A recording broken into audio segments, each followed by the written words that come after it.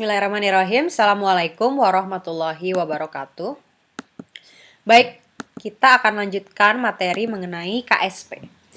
Nah, nilai KSP itu dapat digunakan untuk mengecek dalam suatu kondisi apakah endapan sudah terbentuk atau endapan belum terbentuk. Nah, kita definisikan suatu kondisi yang namanya adalah kejenuhan atau saturation, di mana nilai ini akan terjadi saat QSP sama dengan KSP. Jadi larutan yang tepat jenuh atau bisa dikatakan juga mulai mengendap itu adalah Q sama dengan KSP nilainya. Kalau misalnya nilai Q ini lebih besar dari nilai KSP, artinya larutan itu sudah super jenuh atau lewat jenuh. Dalam kondisi ini nanti endapan akan terbentuk. Kalau Q itu kecil dari KSP, itu artinya belum jenuh. Berarti endapan dari garam yang sukar larut itu belum terbentuk. Nah, tepat pada sama dengan Q, KSP sama dengan Q, ini kondisinya adalah konsentrasi yang maksimum yang masih bisa dilarutkan dan sudah mulai mau mengendap. Ya. Jadi makanya dinyatakan saat Q sama dengan KSP itu kondisi yang sedang jenuh. Oke. Nah, meskipun garam-garam ini sukar larut dalam air, belum tentu kita akan temukan wujudnya dalam padatan atau endapan. Untuk dia dapat membentuk suatu padatan, maka larutan tersebut sudah harus lewat jenuh. Artinya Q-nya harus sudah besar daripada KSP. Nah, berikut contoh kasus untuk mengecek apakah ada endapan atau tidak. Misalnya kita tambahkan 20 ml CaCl2 0,1 molar dengan 20 ml Na2CO4 0,01 molar. Nah, strategi yang pertama yang harus dilakukan ketika melihat kasus seperti ini adalah menulis reaksinya. Kira-kira anion dan kation apa yang kemudian akan berpasangan lalu terbentuk suatu endapan. Nah, kemungkinan yang pertama adalah Ca dengan CO4. Ca dengan, ini harusnya C2O4 ya, salah ini ya. Ini CO4 harusnya C2O4, ini mungkin salah ketik di slide-nya. Kalau Ca dengan C2O4 atau oksalat itu akan mengendap. Nah, sebaliknya kalau kamu lihat, pasangan yang lain itu kalau dia bertukar pasangan adalah Na dengan Cl. NaCl kita tahu merupakan satu garam yang sangat mudah larut di dalam air. Maka kita tuliskan yang mengendapnya.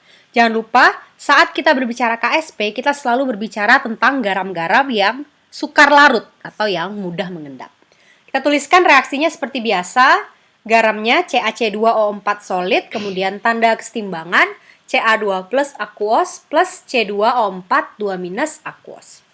Nah, kita bisa hitung KSP-nya, kita bisa lihat data KSP-nya dari misalnya tabel pada textbook, di mana nilainya adalah 2,3 kali 10 pangkat min 9. Nah, untuk mengetahui apakah sudah terbentuk endapan atau belum, kita harus tentukan nilai Q atau QSP. Bagaimana cara kita menentukan QSP? Itu sama persis seperti kita menentukan QC. Anggap saja ini KC, ini QC ya. Jadi rumusnya itu sama persis. Cuma Q ini pada kondisi sembarang, K ini pada kondisi kesetimbangan. Nah, kita lihat sekarang QSP tentu cara menghitungnya juga sama ya. Konsentrasi Ca2 plus kali konsentrasi C2O4 2 minus. Yang harus hati-hati di sini adalah jangan gunakan langsung 0,1 molar dan 0,01 molar. Mengapa demikian? Karena di sini terjadi suatu pencampuran sehingga terjadi pengenceran ya. Jadi 0,1 molar ini untuk 20 ml, kita hitung dulu berapa untuk 40 ml karena sekarang dia sudah ditambahin 20 ml larutan lain. Gimana caranya? Jangan lupakan rumus V1M1 sama dengan V2M2.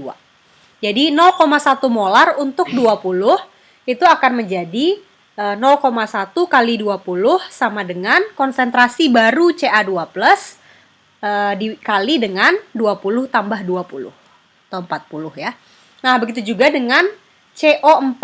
CO4 sekarang C2O4 ya harusnya 2 minus. Konsentrasinya sekarang adalah 0,01 molar, tapi itu pada 20 ml. Sekarang tentukan konsentrasinya pada 40 ml pada larutan akhir. Jangan lupa V1M1 sama dengan V2M2. Nah, dengan prinsip demikian, nanti kamu bisa menentukan nilai QSP, yaitu menurut slide ini, silahkan dicek lagi ya, adalah 0,0025. Artinya nilai QSP itu sudah lebih besar daripada nilai KSP, maka dalam kondisi ini artinya sudah terbentuk endapan Ca, C2O4 seperti ini. Silakan dikerjakan untuk contoh yang di bawahnya.